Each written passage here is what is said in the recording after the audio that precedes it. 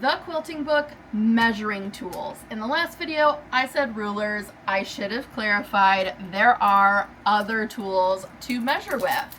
Most importantly, of course, a measuring tape. This happens to be a travel retractable one. I've had it for a very long time. I usually keep it in my purse. It's very handy, in particular if you're at the fabric store and want to kind of double check the dimensions of a bag, or if you're looking at a motif on a piece of fabric and want to know exactly how big it is and if it might work for a pattern you're working on. It's great to have a measuring tape with you. Also, if you get into garment sewing, you'll need to know your own measurements. So you'll definitely want to have one of these. Next most important is a nice big rectangle. This happens to be 8.5 by 24. I would say the most common size is 6 or 6.5 by 24. And again, like I talked about in the last video, fabric is folded in half on a bolt when you buy it from the store most often. Particularly quilting cottons are going to come that way. And so when they're folded in half, they are 22 by, say we buy a yard, is 36. And so if we have a 24-inch long ruler, it makes it very easy to cut with that folded edge. So you'll definitely want to have a nice big rectangular ruler.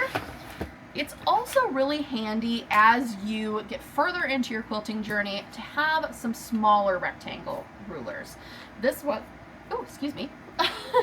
This one happens to be a Tula Pink one.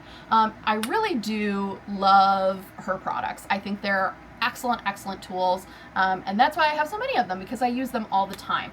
So this one is a 4-inch by, I believe, 12? Yes, 4-inch by 12. Very handy size, especially as you get into more precise piecing. Then I have one like this and a bazillion more on the wall, but this one is a 1/8 ruler.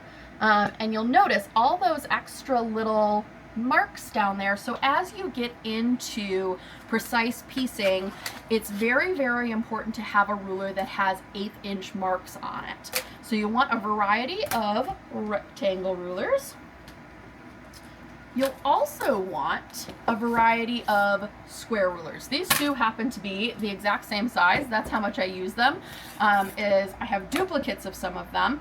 I would say standard sizes for these are 4.5, 6.5, 8.5, and 12.5. A lot of times they'll come all in a pack together. Probably your most important is going to be a 6.5 and a 12.5 when you're first starting out. Those are very common block and trim down sizes, and something you'll notice about square rulers is they have a 45-degree line on them. That's because they're often used for trimming half square triangles, which is a style of block that we'll learn how to complete.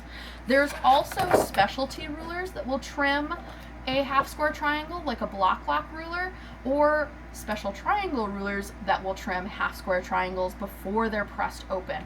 And those are all tools that you might eventually want to invest in, but you definitely want to have a couple square rulers on hand. If you can only invest in one, definitely get a 12.5. Now, there's all sorts of specialty rulers. One of them is going to be triangle rulers. This happens to be a 60-degree triangle. There are a plethora of sizes, and as you get further on in your quilting journey, you're going to want to have a couple different triangles on hand. Now, I don't often make a quilt with triangles. It's just not my style, but if you're someone who likes angles and thinks you want lots of triangles in your quilt, having a 60-degree triangle in particular on hand is great. Hexagons are also specialty rulers. I have the Hex and More from Jaybird. This was designed just for Jaybird patterns, but I have found it to be very useful for hexagons in general. So you'll want to have some kind of hexagon ruler as you get further in your quilting journey. You'll also see things like this ruler. This is a add a quarter ruler, and it has a special lip on it, and that special lip is designed to fit up against your seam so that you can trim a perfect 1/4 inch seam on your foundation paper piecing. There's also an add an 1/8 ruler, but if you can invest in an add a 1/4, we are going to be doing some foundation paper piecing, and having this will make things easier because of that special lip on it.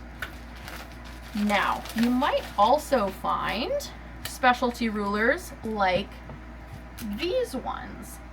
Now, this is, I would actually say, more of a template than a ruler, but it is a ruler. These are the Creative Grids cutting circles, and in particular, if you get into bag making or scalloped bound edges or round bound edges, it's really nice to have these so that you don't have to hunt down a plate or a cup or a bowl to round off that edge. So something to invest in as you get further into your quilting and sewing journey. You'll also want some kind of product to ensure that your rulers don't slip around on your fabric. Now, many rulers, like these Tula Pink ones, come with some kind of non-slip grip on them. This one is a Creative Grids one. It comes with non-slip grip dots on it, but I added a piece of Omni Grip, which is a clear plastic-like material that just gives it even more grip on your fabric. And you'll notice it moves smoothly on my hand. It even moves relatively smoothly on my rotary mat, but once it hits the fabric, it sticks like glue. And there are specialty rulers like the Omni Grip, not Omni Grip, that's this.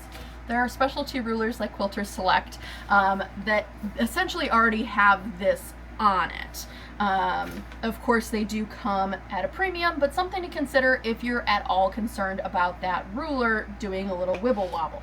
Another thing, if you're concerned about your ruler doing a wibble wobble, is a ruler grip.